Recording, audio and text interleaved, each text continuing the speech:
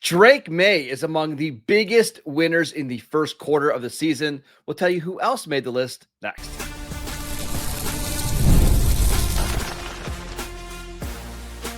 You are Locked On Dynasty Football, part of the Locked On Podcast Network.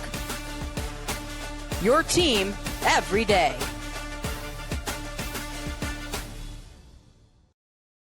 Welcome back to the Locked On Dynasty Football Podcast, part of the Locked On Podcast Network, your team every day. We'd like to thank you for making us your first listen of the day. And today's episode is brought to you by PrizePicks. Download the PrizePicks app today and use promo code LOCKEDONNFL to get $50 in lineups after you play your first $5 lineup.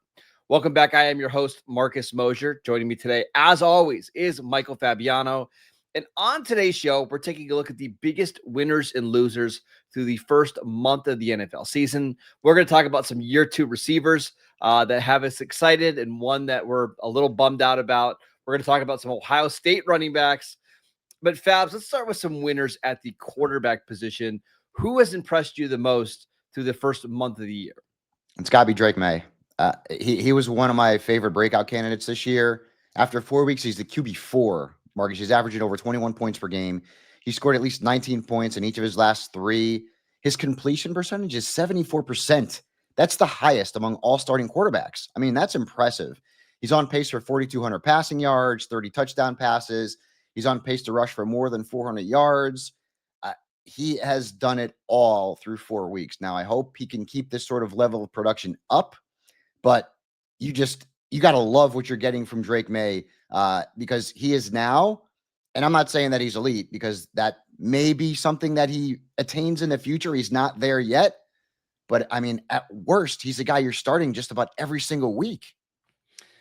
Yes, you're right. Like, I just to be clear at the very top, you are right. He's been way better than what I've expected this year from a fantasy perspective.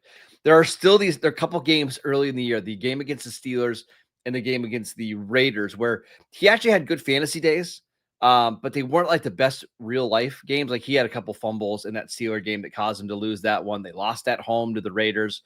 And I think for me, I just need to remember to separate that from the fantasy performance, because I do think he's shown enough where it's like we're not worried about him getting benched or traded or anything like that. I think he's been a pretty good NFL quarterback. And we should mention, like, they've had some injuries at receiver. The offensive line is still not very good. The running backs can't stop fumbling the ball, and yet he's putting up pretty good numbers. So think about the future. When you've got an offense that has room for improvement, the passing game, the wide receivers, the offensive line, and this is his year two. The Patriots are going to build around him. They have to build around him. And what he's done so far with Stephon Diggs had a big game last week, but he's past his prime. We've seen a little bit from, Quinshon, Booty, inconsistent. Hunter Henry's been inconsistent, better lately. This is a guy, their ground game, who's shining right now. We're going to talk about that a little bit later on in the program. Drake Unfortunately, Maye, like, Stevenson's probably been their best back when he's not fumbling the ball. Like, yeah, he looks good. Right. Maye's doing a lot of this on his own skill set. And I love seeing that. And I know you said that there were a few games this year where he didn't play great, but isn't it nice to have a quarterback not play great and still give you a great fantasy production? Yeah. I dig it. I'm very high on Drake Maye. Real quick, talking about his dynasty value right now on Dynasty League Football, being drafted as QB8. I got to believe that's going to go up for a couple of different reasons. Number one, you've got a quarterback like Joe Burrow, who is drafted as QB4. Mm-hmm. I can't imagine a Dynasty League where you're going to value at this point Burrow over Drake Maye. Would you? No. And I mean, not even that. What about Patrick Mahomes and Kyler Murray? I mean, listen, I know Patrick Mahomes is great. He's 30. I think there are people out there who would value Drake Maye more than Patrick Mahomes in Dynasty Leagues. And I certainly would rather have Drake Maye than Kyler Murray. It's close for me. I mean, I don't have any strong takes. I still think Kyler gives you such a high floor when it comes to rushing. But yeah, I mean, I think he's firmly locked inside that top 8. Just to be clear, would you take Maye over Burrow because of all the injuries now? Yeah, no question about that. I mean, this is the third major injury Burrow's had in he's not been in the league for 10 years. Yeah, so yeah, it's scary. Too much, and maybe at some point, Marcus, that becomes a situation where Burrow's becoming more of a bargain, maybe. But Burrow doesn't give you anything as a runner. And again, like I He said it doesn't give before, you I anything said as a again, runner. He gets banged up. It's got I to have be all been volume. I have been huge on Drake Maye after his rookie year. I loved him coming into the season, and I love him long term. All right, let's talk about a loser at the quarterback position. And again, loser being a very relative term here. We're talking about Yeah. fantasy value, dynasty value. Let's talk about Cam Ward. It's not been great. 3 touchdowns on offense for the Titans in the first 4 weeks of the season. They were shut out against the Texans. I still believe in Cam Ward, but it's really hard to get excited about this Titans offense right now. What did he say after the last game in the press conference? Can't repeat it, but yeah, not great. Yes. Basically, that they're donkey. That's the family friendly way to say it. He's shown nothing, Marcus. He's the QB 33. 33. That means he's the worst starting quarterback in the league based on fantasy points. He has scored single digits in 3 of his first 4 games. He's averaging 7 points a game. His completion percentage is 51%. That's dead last in the NFL among the starters. He's on pace for 122 points. Sorry, my voice is a little shot right here, but if it was actually at 100%, it would have gone up. Jameis Winston started 7 games last year, and he scored more points than what Cam Ward is projected to score. It's bad. And listen, it's 4 games. I think Brian Callahan's not long for that job. No. Calvin Ridley's become a disaster. The ground game is not any great shakes. The Titans have a lot of work to do on the offensive side of the football in order to make Cam Ward reach his potential in the NFL. But right now, what we're seeing is a player who is not mirroring the player he was in college. His completion percentage is awful, and he is not making plays. And I think there's a little frustration there. Oh, I think there's some frustration there, but we should remember this is a team that had the number 1 pick in the draft for a reason. That Calvin Ridley's been banged up. I do like what we've seen from like A.O. Manor a little bit at receiver. It's been up and down, but he's been pretty decent. Tony Pollard's playing like 92% of the offensive snaps, and I'm worried about what he's going to look like when we. Well, I mean, Tajay Spears is going to be coming back here at some point, so that'll alleviate. So maybe that helps. It's just a really tough situation, and I understand like if you want to move him down your dynasty ranks, or if you want to try to flip him for somebody else in a similar range because you need better quarterback production right now. I get it. I'm not panicking, but it's hard to be encouraged by what we saw in the first month of the season as well. Yeah, it is. And listen, folks, I mean, rookie quarterbacks, like for every Jaden Daniels, there's, 10 Cam Wards. This is not a quarterback position that rookies typically will thrive in. And while I liked what I saw from Ward in college, and I thought that would translate, it looks like it's going to take a little bit longer if that does actually come to fruition, where Cam Ward does become an effective starter in the NFL. I mean, this kid's, he's losing games. I mean, he's probably extremely frustrated, as we mentioned. And I think part of it too is just, the pieces around him are not great. And so the Titans need to do what the Bears did with Caleb Williams. Yeah. Just embrace this kid and shower him with offensive weapons over the next couple of years, whether it's the draft, free agency, or both. Seemed like a prime George Pickens destination. Like if Pickens ends up reaching free agency, seems like a good spot. Real quick, a couple other winners and losers. Daniel Jones, quarterback 25 going into the month of September. He's clearly outplayed that. He's playing really good football right now. And with the way things are trending, I wouldn't be shocked if he gets a contract extension with the Colts because he at least gives them competent quarterback play. The other one, the loser, would be CJ Stroud, quarterback 11 going into September. It's been rough. It's been rough for 12 weeks now, dating back to last year. We never thought he should have been drafted that high. It just seems like this offense is always going to be capped a little bit because of the current structure there. Yeah. He did have a better game last week, so maybe you've got a little bit of hope for this week against Baltimore because their defense is bad. But from a long-term dynasty perspective, the hype and the madness that was surrounding CJ Stroud after his rookie year has definitely dissipated. Yeah. All right, let's talk about some running backs that have impressed us and a couple that have not through the first 4 weeks of the season. We will get to that next. This episode is brought to you by FanDuel. The NFL season is here, and FanDuel has an offer that you don't want to miss. Right now, new customers can bet just $5 and get $300 in bonus bets if you win. That's right. All you have to do is pick a bet, put down $5, and if it hits, you'll unlock $300 in bonus bets to use across the app. I love FanDuel because it gives us so many different ways to play. Like for me, I love nothing more than doing some money line parlays on Sunday morning before the games kick off. Like, hey, just pick a couple teams that you think are going to win, parlay them together for a bigger payout. It's so much fun.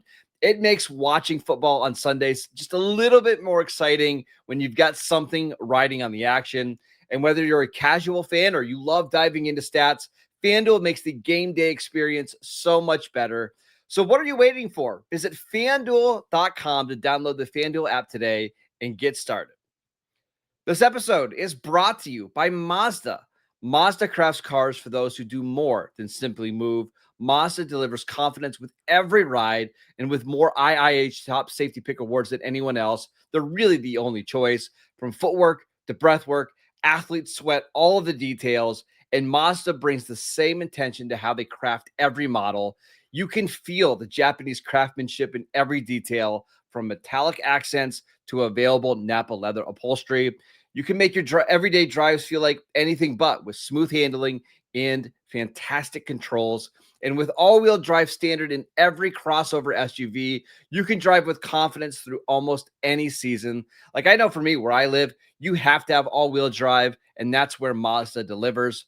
Like our players, we sweat every detail, because when you make every move count, impossible becomes irrelevant. Mazda, move and be moved. Welcome back to the Locked On Dynasty Football Podcast. We'd like to thank you for making us your first listen of the day. We are discussing the biggest winners and losers from the first quarter of the NFL season. In fact, let's dive into some Ohio State running backs, and let's start with the positives. Quinshon Judkins, who was not on the roster in late August as he was dealing with some off-field stuff, started in week 2, and he's been fantastic since then. I told people to buy into the dip. I did. I have Judkins on so many teams, dynasty or otherwise. And, so let's look at the 3 weeks that he played. He's the RB 13. Only 12 running backs have been better than him. And he played 19 snaps in the first game. Like, think about that. He's averaging almost 5 yards a carry. And he's played really well against Green Bay and Detroit, both really good run defenses. Overall, 16 points per game. You will take that all day long. And at this rate, despite missing a game, he's on pace for 256 fantasy points. That's more than Chase Brown, James Conner, Jonathan Taylor, and Bucky Irving had last year. Like I said this maybe a week or two ago, Marcus, Judkins is a must start. Like you don't take him out of your lineup.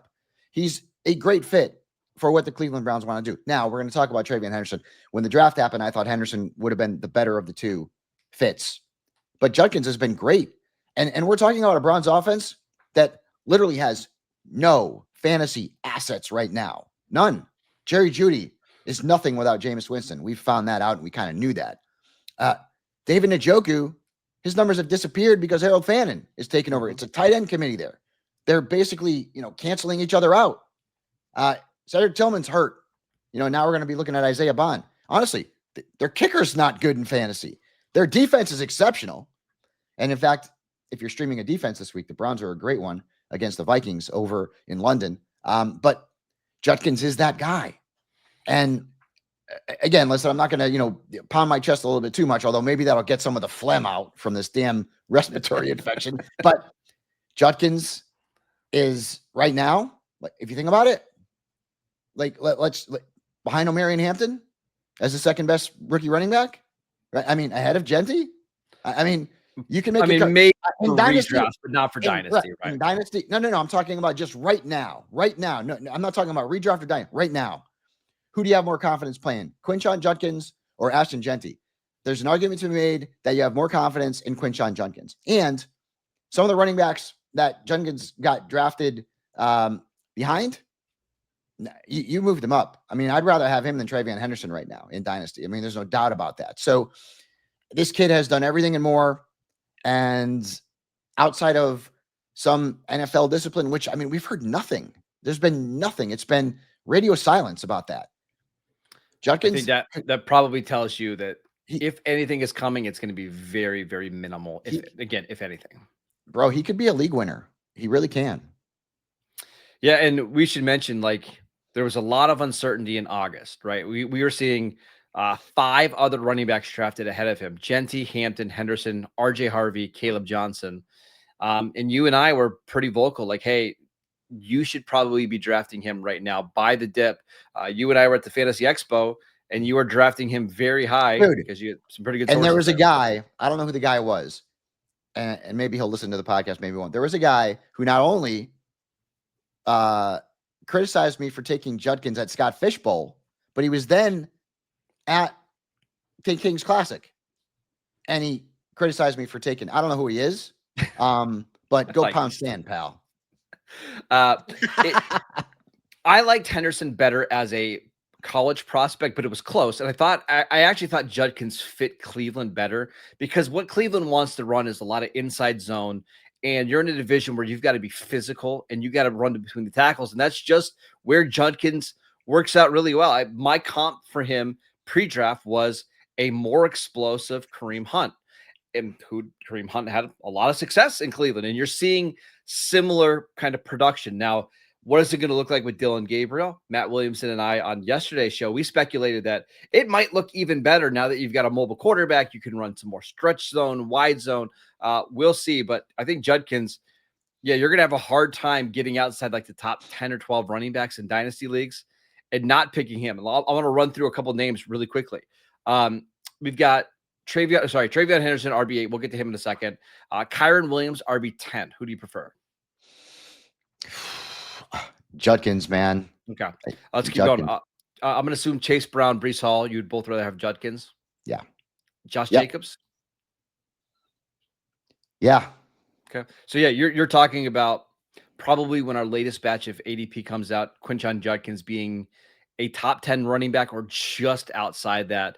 We do have TreVeon Henderson, who is being drafted at RB8, 24th overall in startup drafts going into the season. How are you feeling about him now after 4 games? I mean, Dynasty, it's a long haul, but let's just keep this in the back of our fantasy minds as an example of why preseason means butkus. Nothing. I tried to warn everybody. I know we did. He was, and this is redraft. I saw him get drafted in the 3rd round. It's insane. Fantasy folks get too excited and they get too down, right? Just like Judkins. Henderson right now is the RB32. He's averaging 9 points a game. He's played 46 fewer snaps than Ramondre Stevenson. And even, Antonio Gibson's getting some burn in there too. And remember, Marcus, you and I talked about this.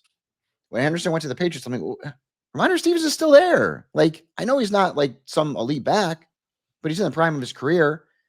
And even after Stevenson fumbled a couple of times in week 3, Stevenson still played more snaps. So, I mean, it's a committee. Long-term, is Henderson going to be the guy? Of course he is. But the immediate gratification that you thought you were going to get from TreVeon Henderson, at least after the first month, has not been there. And Ramondre Stevenson is still a good back who's not going to just give up his starting role. I see a committee the rest of the season. And then in the future, we see where Henderson pans out in terms of being maybe atop the depth chart. Right now, he is a flex at best. At best. So I'm moving him down a couple spots, but not too much. I still think he's in the top 12 running back for me. We have a lot of examples, and we can go through all of these names of like running backs who in the first month of their rookie seasons underperformed, whether that was like Derrick Henry, who I think had 400 rushing yards his first season. Yeah, I know, but he had DeMarco Murray in Tennessee there. Yeah, I mean, a pretty washed up DeMarco Murray, though. Doesn't matter. I mean, it's still no, DeMarco was good in Tennessee for a bit. But I mean, okay. Jonathan Taylor is another example with the Colts. Jonathan Taylor, his rookie season, didn't do much. Sorry, let me say that. Jonathan Taylor had a nice rookie season, but a lot of that production came in the second half of the year where it took him a little bit to get going. James Cook is another guy that just didn't do a lot during the first year of his career. I'm willing to be patient here. I agree that he should be moved down a couple spots, but I'm not panicking here because I believe in the talent. And honestly, I believe in the situation because if you believe in Drake Maye, then you believe he's going to be somebody that transforms this offense. And I do think this is going to be a better offense over the next year, 2 years. So buy into Henderson now while the price is a little lower than it was a month ago. Yeah, I'm not saying that I don't like him long term, because I do. But I think people were expecting immediate gratification in this offense, especially, when you're seeing it getting drafted as high as he was. And in that respect, he's been a disappointment. Yeah. Long term, I think he'll be good.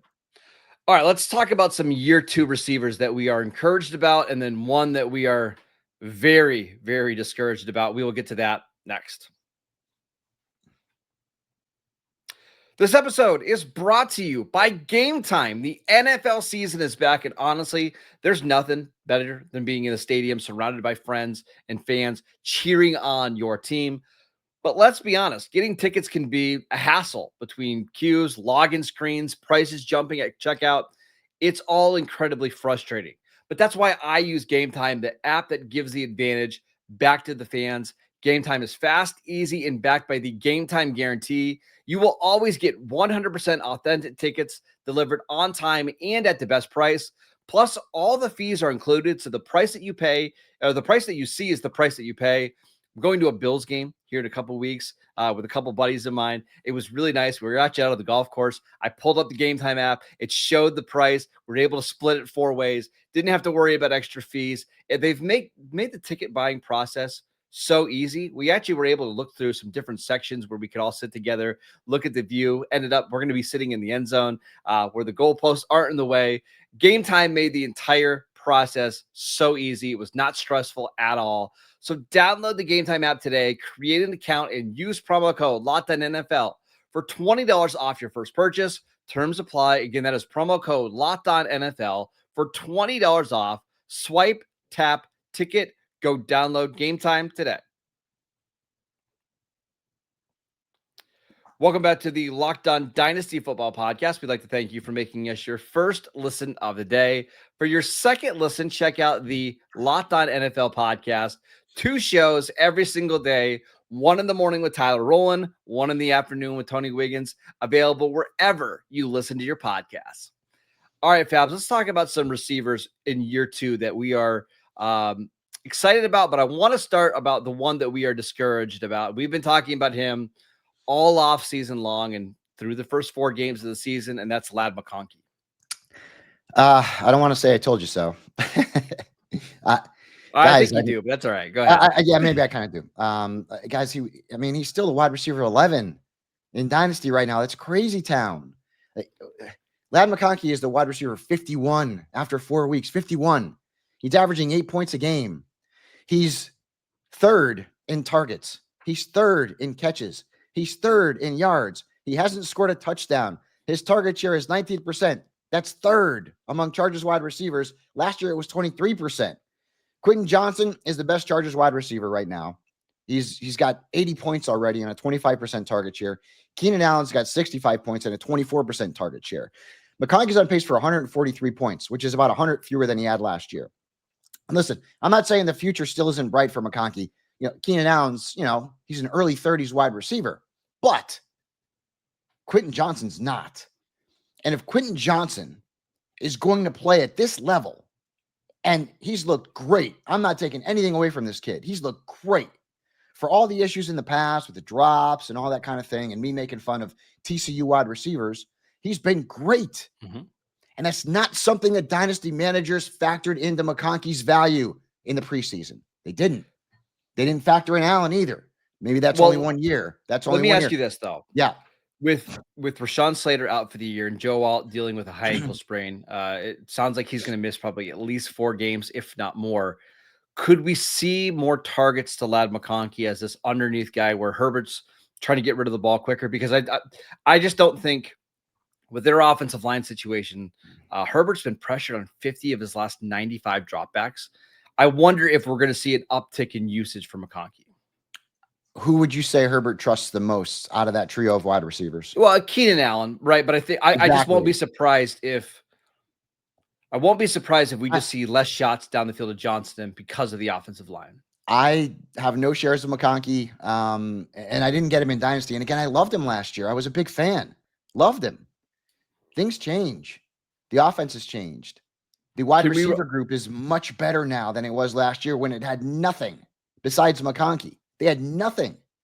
And so now you're seeing drops everywhere. And so will that uptick occur in the future? I mean, yeah, Keenan Allen's not going to be on the Chargers forever. But once again, Quinton Johnson's looking good. And, you're telling me that, well, okay, 4 weeks. And, this guy's been in the league a while. And sometimes it takes players a few years before they acclimate. I mean, I remember, when I first got into the business markets, we would always look at third-year wide receivers, and that would be like the breakout year for them. Now it's, some are rookies and some are second year. But it took Johnson a little bit more time. We didn't factor that in. You can't tell me that Lad McConkey is a top 10 or 11 fantasy wide receiver in dynasty leagues when you factor in what Johnston has done. And he's young. He's just entering the prime of his career. So I have concerns about McConkey long-term now. I really do, because people spent way too high a pick on him. Let's talk about a receiver. I want to be positive. That is a big winner through the first 4 games of the season. That's Rome Odunze, wide receiver 22 going into the season. And he's been fantastic. Yeah. I mean, Rome, what do they say? Wasn't built in a day, but Rome's dynasty value certainly was built in 4 weeks. He's the wide receiver 3, bro. 3. I know. 3. He's on pace for 145 targets, 85 catches, over 1,200 yards, and 21 touchdowns. Okay, that's not going to happen. He's on pace for 338 fantasy points, would have been second last year behind Jamar Chase. That's it. And he's the alpha. He's the dog, right? He's got that Riz. That's what the kids say. 27% target share. DJ Moore, 16%. Olamide Zacchaeus, 16%. Caleb Williams and Rome Odunze have a chance to become one of the great fantasy wide receiver quarterback duos in the NFL over the next several years. You and I both like Caleb's game. We still feel like there's going to be some inconsistency, but we like his game and we like what his upside is. And he's been very good so far this year in fantasy. Now he's got that dude. He's got a Odunze, man. Now, if you have DJ Moore, you're soured right now. That's for sure. And I don't think that's going to change. No. But Rome Odunze, I loved him coming out of college. Last year, he just wasn't going to get targets with what they had, right? They had Keenan Allen, they had DJ Moore. It wasn't going to happen. Year 2, boom, as John Madden would say, the greatest, by the way, John Madden. Can we run through some trades really quickly? I love the trajectory here that he's taken. Go ahead, Yeah, I want to run through some trades. Just to kind of show, if you are 100% in on Rome, this is what it costs. Rome Odunze for Brian Thomas Jr. straight up. Done. You'd rather have Rome? Yeah. Okay. We've had right now, yes. Would I have said that a month ago? Maybe not. Okay. We've had a lot of different versions of this trade, but Rome Odunze and Cam Scatterbo for Malik Neighbors and a 2026 second-round pick. Wow. We have another one. Let me give you another one. Malik Neighbors and Malik Neighbors, man. Oh, well, that's been a very common trade. Rome Odunze in a 2026 second-round pick for Malik Neighbors. It's another version of that. I mean, I understand the attraction to it, and maybe the team that's trading for Odunze thinks they can win this year. Malik Neighbors is so good. I don't want to dump him. He's 22. That ACL repair and rehabilitation is going to go a lot smoother when you got a young man who's doing it. I don't want to give up on Malik Neighbors just yet.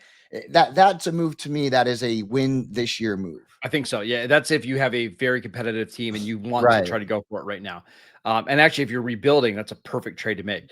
One more that I found fascinating. We'll head out with this one. Rome Odunze for Emeka Egbuka straight up. Bro, I like Egbuka, man. So Egbuka going into September, being drafted as wide receiver 18, Odunze wide receiver 22. I think both of them are top 12 receivers now. I'd still rather have Egbuka because Mike Evans is 32, Chris Godwin's 30 and coming off of that ankle. I as much as I love Rome, I love me some Emeka a little bit more. All right, that is it for today's show. We want to thank you for making Locked On Dynasty Football your first listen every single day. Check out the channel on YouTube. Download the podcast wherever you get your podcasts. We are free and available on all platforms. follow Fabs on Twitter at Michael_Fabiano. I'm at Marcus_Mosher, and we will see you right back here tomorrow.